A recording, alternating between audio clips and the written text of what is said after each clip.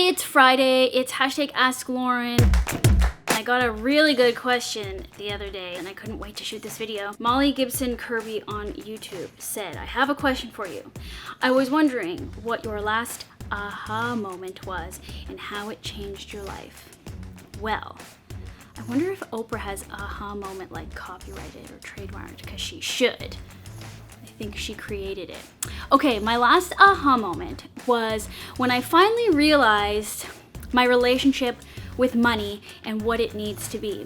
So I was sitting in a coffee shop with my friend Natalie one day, and she had found these articles. I don't know where she found them from. They're on Pavlina.com. I have no idea who Steve Pavlina is. I don't think Natalie knows who he is, but she came across these articles about manifestation and the law of attraction and was mainly attracted to these articles about money and the power that money has over us as people.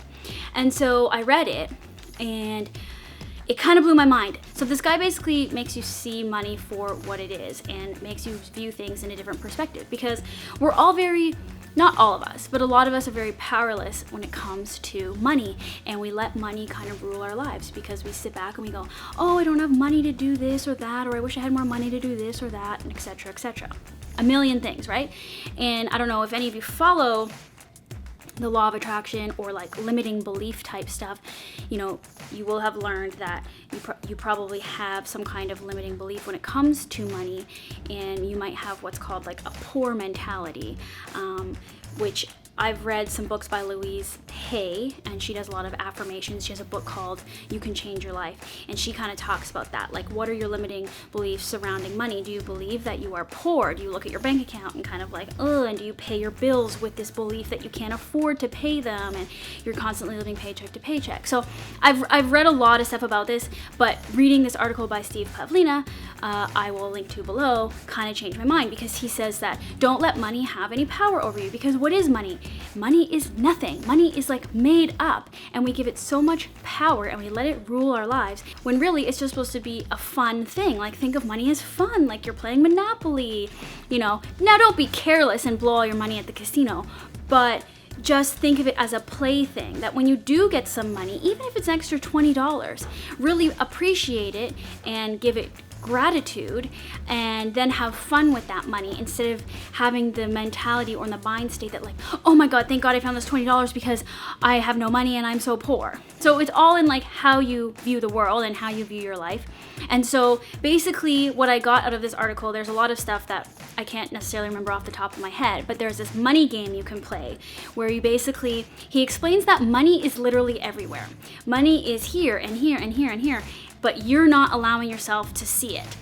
I was like, he's so right. At least this made sense to me. Maybe it sounds crazy to you, but I was like, it's true. So he talks about how he played this game with his like little niece or something, and his little niece, he was like, just look for money, and whoever can find the most money, let's start with dimes or quarters, will win the game. And of course his little niece, who's like 10 years old, found all kinds of coins on the ground, but he couldn't find any. And that's because us adults have all of these limiting beliefs. We think that the money, I don't know, we can't see the money, and plus we put no value on like quarters and dimes anymore because we've actually made money and we have jobs. But this kid found all these coins, and so anyways, Natalie and I started playing this coin game, and we started finding coins everywhere, and it was like, okay, look for loonies, and start with dimes, and then start with quarters, and then go to loonies and see how many coins you can find. So basically what I got out of this is I'm not going to give money any more power. And I've been working at all of this kind of stuff for a while, like my limiting beliefs surrounding money, because I grew up kind of in a environment where there was perceived lack. Like, I thought I was poor growing up, which technically we didn't have a lot of money. I was still provided for. I still got all kinds of amazing things that lots of other kids don't get. But in my mind, I thought we were poor because we weren't rich. So I've grown up with this I'm poor mentality, or that I don't deserve to be rich, or that I'll never be rich. And I don't mean rich like I need millions and millions and millions of dollars, but like, you know, I would say I am rich now because my life is so full and abundant of amazing things, not just money. But anyways, what I wrote in my journal when I was in the coffee shop with Natalie after reading that article by Steve Pavlina was this. I don't know if you can see it, if it's bright enough. Money is my bitch. Because I was like, I have the power over money. It doesn't have the power over me. Once I started you know, changing my perspective on money and the power over money, this aha moment went off. And then all of a sudden, I actually did start making more money, and opportunities would come to me where I was getting paid more than I used to per job. And it kind of just started transforming everything. He also makes this point about looking at your bank account every day, like logging into your online bank account and actually just looking at the balance. Let's say the balance is $10, $100, whatever, it's not that much. You're still supposed to give it love and give it gratitude and appreciate the money that's in your account. And like Louise L. Hay says, pay your bills with love.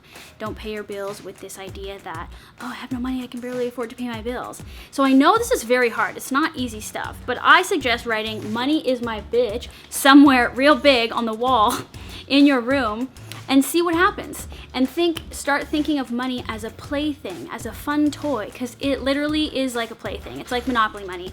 It's printed paper that somebody decided was the most powerful thing on earth, and it's BS. I wish we could just work in trades and exchanges like that.